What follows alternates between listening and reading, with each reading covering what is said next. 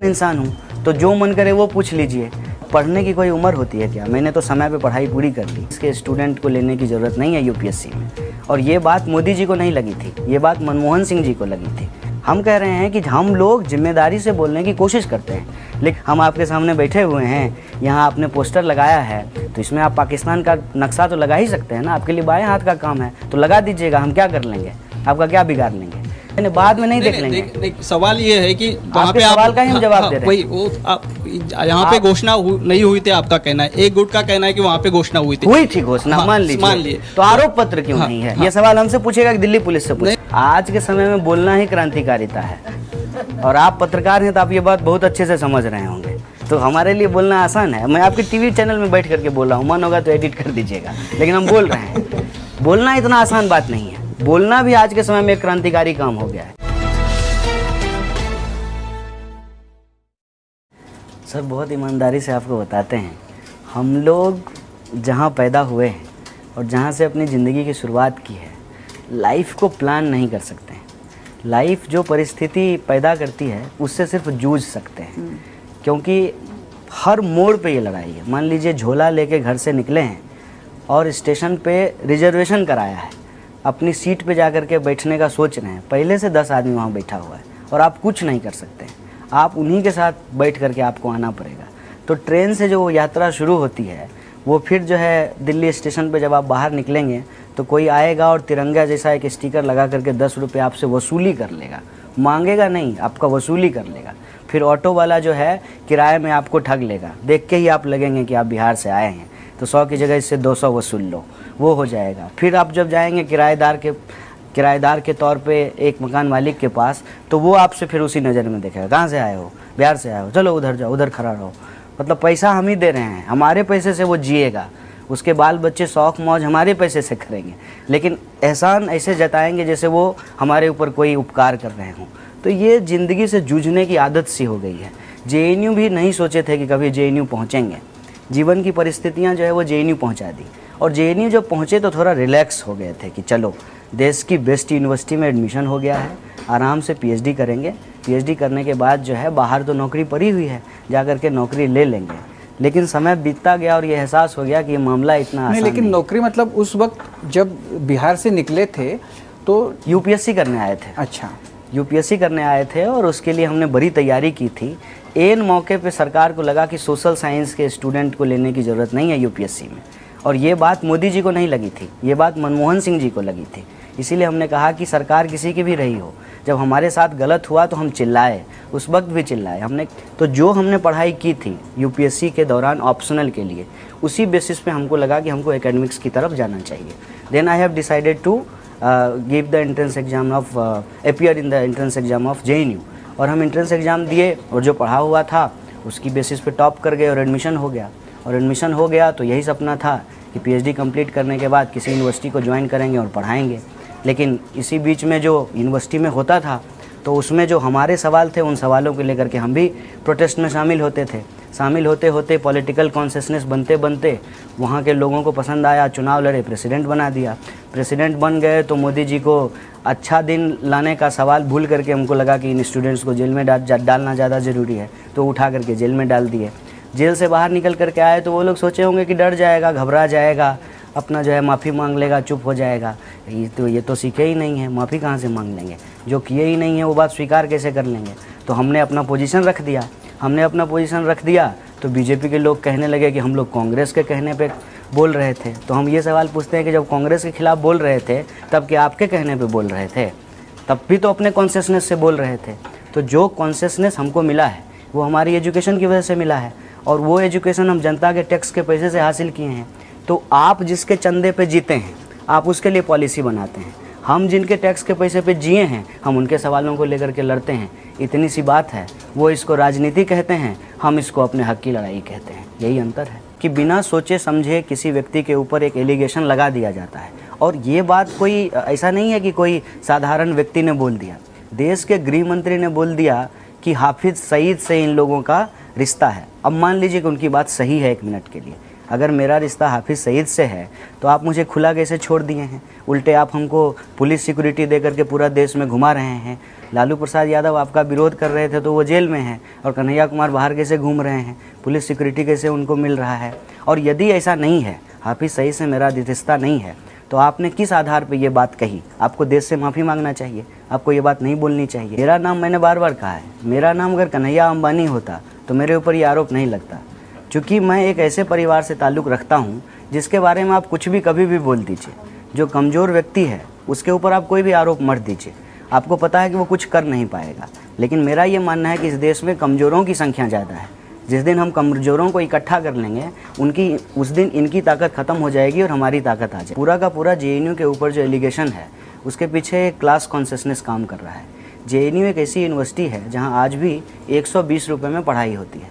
अब 120 रुपये में यदि कहीं पढ़ाई होगी तो ऑब्वियसली इस देश का कोई भी कमज़ोर व्यक्ति जा करके वहाँ पढ़ाई कर सकता है और अपनी मेरिट से वहाँ का एंट्रेंस एग्जामिनेशन पास करके वहाँ एडमिशन ले सकता है।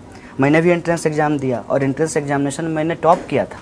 पूरे ऑल इंडिया में मेरा रैंक 1 था, तब जा कर के मेरा वहाँ पे एडमिशन हुआ और हमने ईमानदारी से अपनी पढ़ाई की, हमने एमफिल कंप्लीट किया और आज मैंने अपनी पीएचडी भी कंप्लीट कर ली है।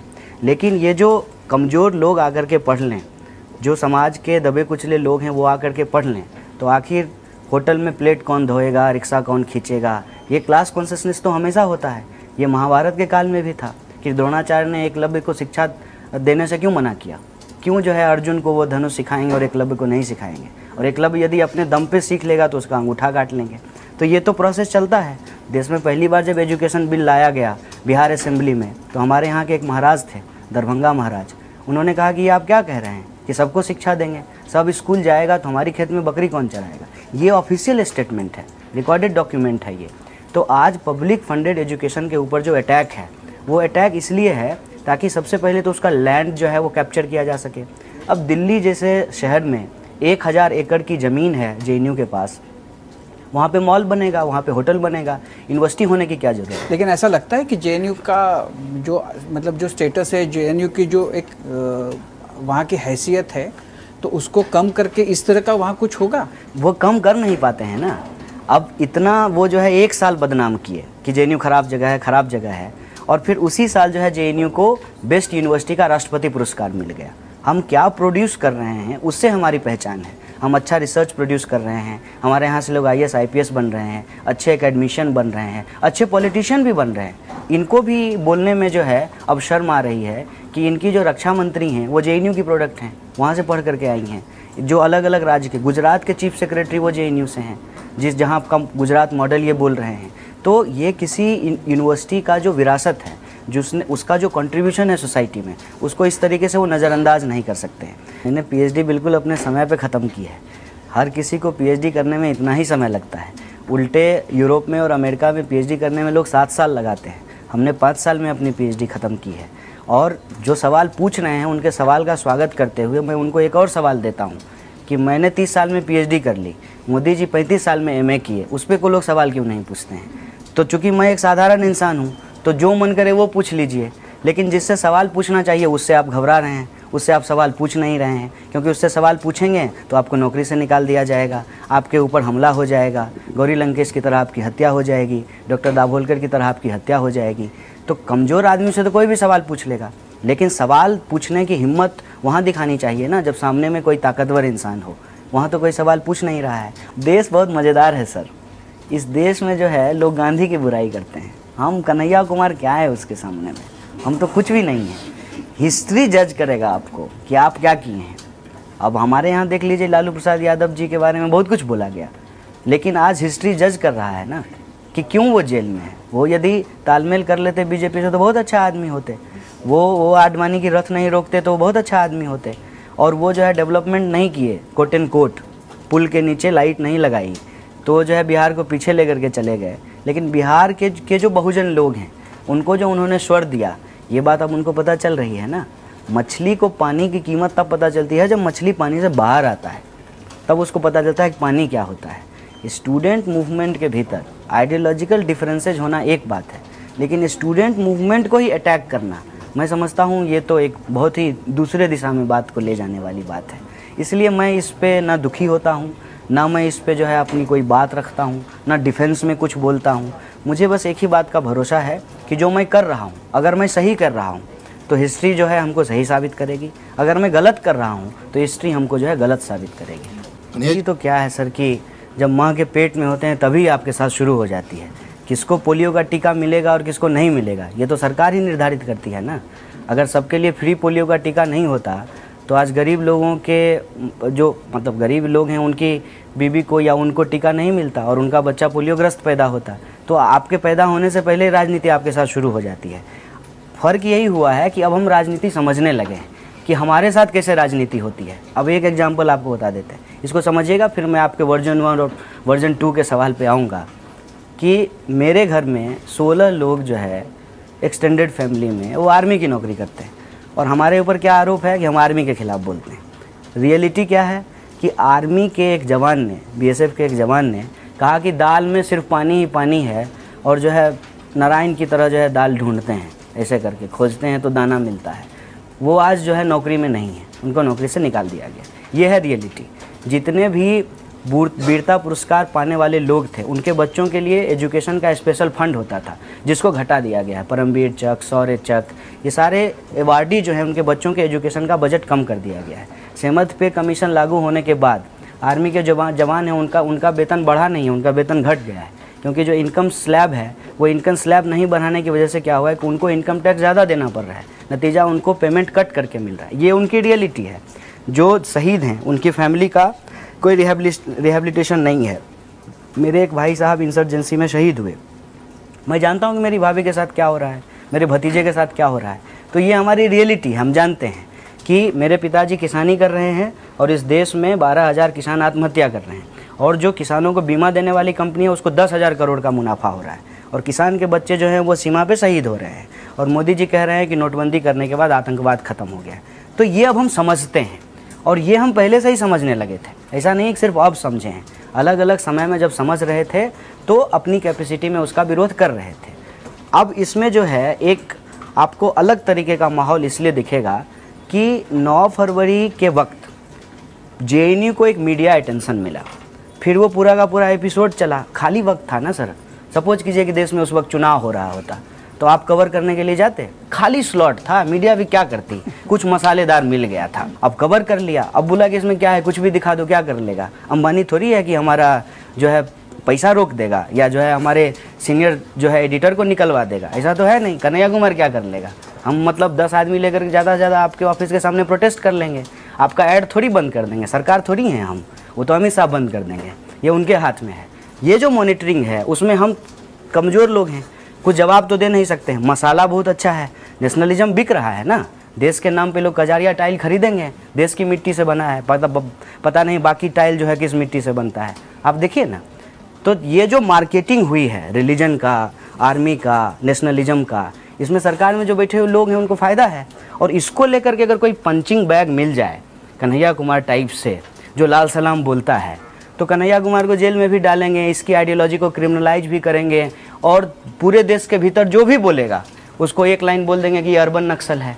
तो ये वर्जन दरअसल मेरा नहीं है सर, ये वर्जन उनका है। 2014 के चुनाव प्रचार के दौरान का वर्जन जिसमें मोदी जी इलेक्शन कैंपेन कर रहे थे, वादे कर रहे थे, और 2014 के बाद का वर्जन जिसमें उन्होंने कहा कि जो वादा किया वो जुमला था, वादा किया था अच्छा दिन लाने का और क्रेडिट ले रहे हैं एलईडी बल्ब लगाने का।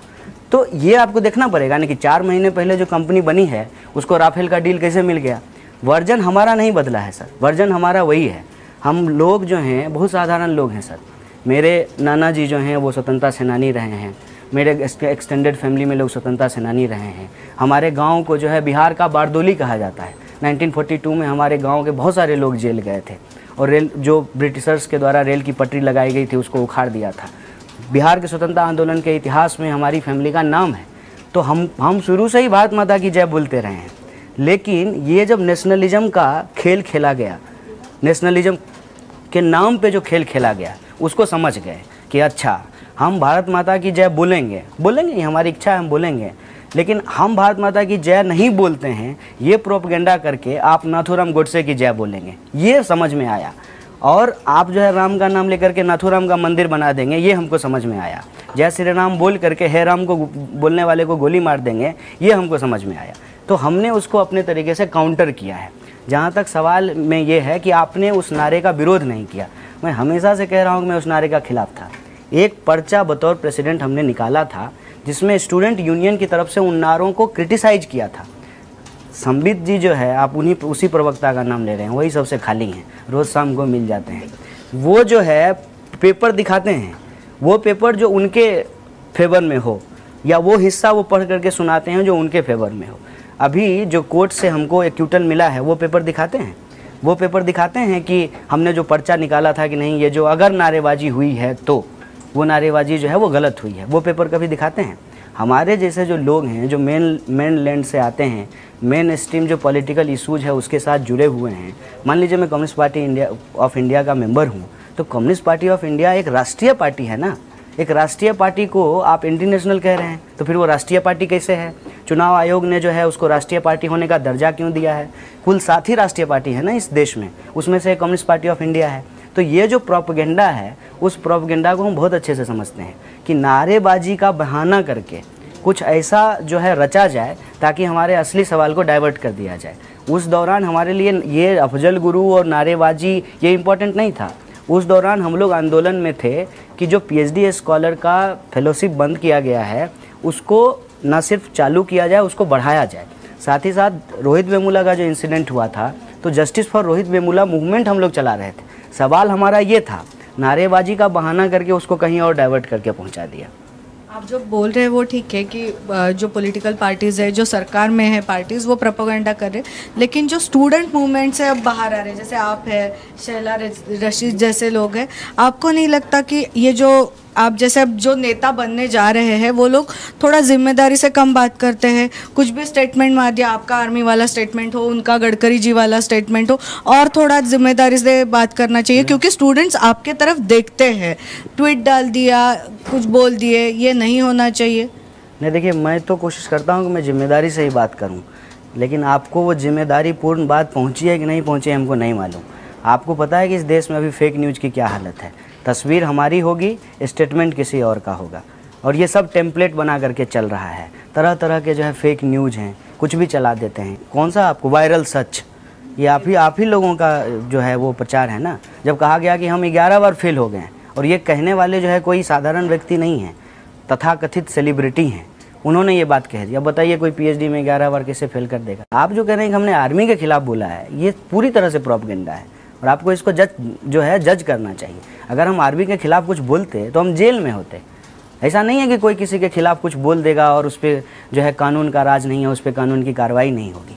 आउट ऑफ कॉन्टेक्स्ट अगर आप किसी चीज़ को निकाल लेंगे तो वो तो फिर सुनने में अजीब लगेगा ही। आगे पीछे का लाइन जो है वो फोटोशॉप पे एडिट कर दीजिए, पता नहीं किस पे एडिट करते हैं हमको नहीं पता, लेकिन होगा कुछ एडिट करने वाला ना। आगे पीछे का हटा करके बीच का दिखा दीजिए तो उसका पूरा अर्थ ही बदल जाएगा। बेसिकली उसमें ये है कि महिला दिवस के दिन पूरी दुनिया में जो महिलाओं की स्थिति थी उस पर हम चर्चा कर रहे थे, और उस पर हमने बताया कि अगर हम पुरुष हैं तो मान लीजिए कास्ट वायलेंस होता है तो मेरे ऊपर 1 लेयर का वायलेंस आएगा और हमारी हत्या करके चला जाएगा।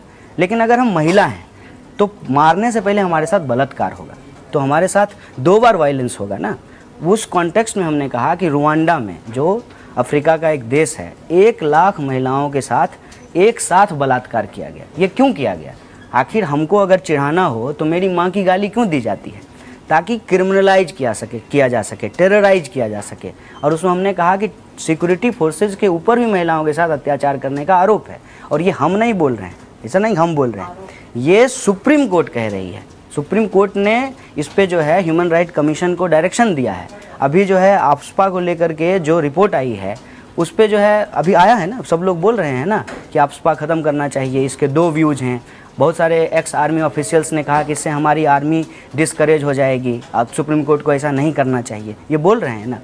हम कह रहे हैं कि हम लोग जिम्मेदारी से बोलने की कोशिश करते हैं, लेकिन जिनका काम है इस बात को पहुंचाना, वो यदि जिम्मेदारी से नहीं पहुंचाएंगे तो फिर हम क्या कर लेंगे? हम आपके सामने बैठे हुए हैं, यहाँ आपने पोस्टर लगाया है तो इसमें आप पाकिस्तान का नक्शा तो लगा ही सकते हैं ना। आपके लिए बाएं हाथ का काम है तो लगा दीजिएगा, हम क्या कर लेंगे?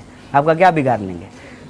जिम्मेदारी से हम हमेशा बोलते हैं क्योंकि हमारे पास गैर जिम्मेदार होने का ऑप्शन ही नहीं है। ऑप्शन होकर के क्या हम सस्टेन कर पाएंगे? हमारे लिए स्थिति है, ये हमारी स्थिति नहीं है कि हम इसको जी पाएंगे।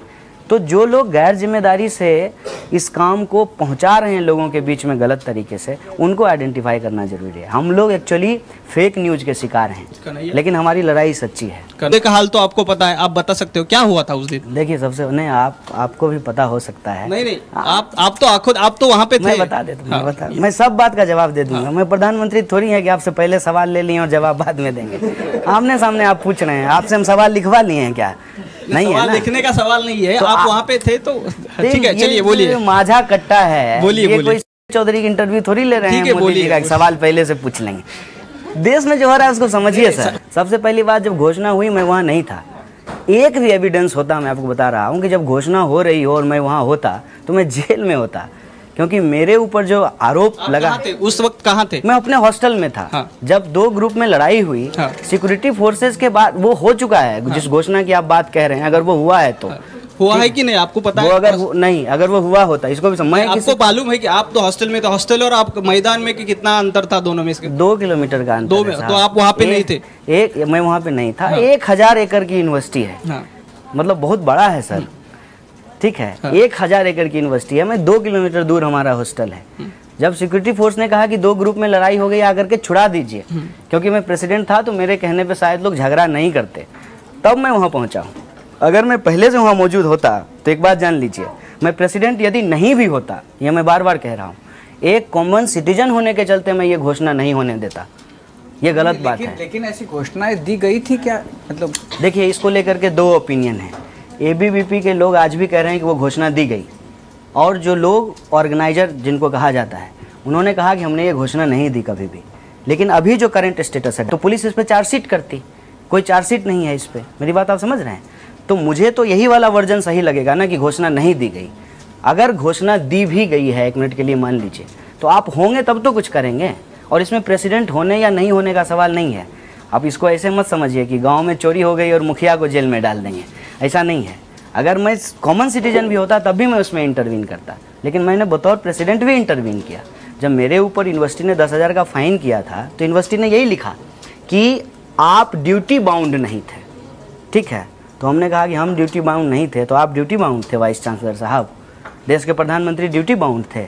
अगर वो आपका जुरिडिक्शन है और आपके जुरिडिक्शन में कुछ हो रहा है, तो बतौर स्टूडेंट रिप्रेजेंटेटिव आप कह रहे हैं कि हम ड्यूटी बाउंड नहीं थे, तो फिर जो CM और PM हैं वो भी रिप्रेजेंटेटिव हैं और वो भी ड्यूटी बाउंड नहीं थे। गृह मंत्री भी ड्यूटी बाउंड नहीं थे, क्योंकि लॉ एंड ऑर्डर देखना उनका काम है। रिस्पॉन्सिबिलिटी आप उसके ऊपर डाल देते हैं। वो होता है ना कि अभी देखिए, जो है नीरव मोदी पैसा लेके भाग गए, बड़ा मछली को नहीं पकड़ा। नीरव मोदी का बाद में देख लेंगे। नहीं, बाद में नहीं देख लेंगे। नहीं, सवाल ये है कि वहाँ पे सवाल का ही हम जवाब दे रहे हैं। वही वो आप यहाँ पे घोषणा नहीं हुई थी, आपका कहना है। एक गुट का कहना है कि वहाँ पे घोषणा हुई थी घोषणा, मान लीजिए। तो आरोप पत्र क्यों नहीं है? ये सवाल हमसे पूछेगा कि दिल्ली पुलिस से पूछेगा? नहीं, आप अगर वहाँ पे घोषणा हुई है तो आप उसका निषेध करते, और आप जो अफजल गुरु के कर चुके हैं, अफजल गुरु के समर्थन में जो घोषणाबाजी हुई थी, तो उसका भी आप जाहिर निषेध करते? भाई, निषेध करते हैं तभी तो। ये शुरू से हमारा पोजीशन है कि हमको अगर घोषणा देना होगा तो हम घोषणा रोहित वेमुला के लिए देंगे, अफजल गुरु के लिए क्यों देंगे? ये बात तो पता चल गया है ना आपको। ये बात तो हमने बता दी है आपको कि हमने उस पर जो है यूनियन का पोजीशन लिख करके उसी वक्त ला दिया था। ये बात तो 10 तारीख को ही हो गई, मेरी अरेस्टिंग तो 12 तारीख को हुई है, 2 दिन बाद। इस बात को आपको समझना पड़ेगा ना कि नीरव मोदी का मैं उदाहरण क्यों ले रहा हूँ, कि उसमें जो है जो डायरेक्टर हैं PNB के, उनको नहीं पकड़े हैं, कलर को आप पकड़ लिए हैं। कलर का हिम्मत है कि बिना ऊपर के ऑफिशियल का जो है कहे हुए जो है वो पैसा दे देगा? आप रिपोर्ट लिख देंगे इनसे पूछे हुए, कर सकते हैं ये काम? अरे समझिए सर आप, मैंने सिस्टम को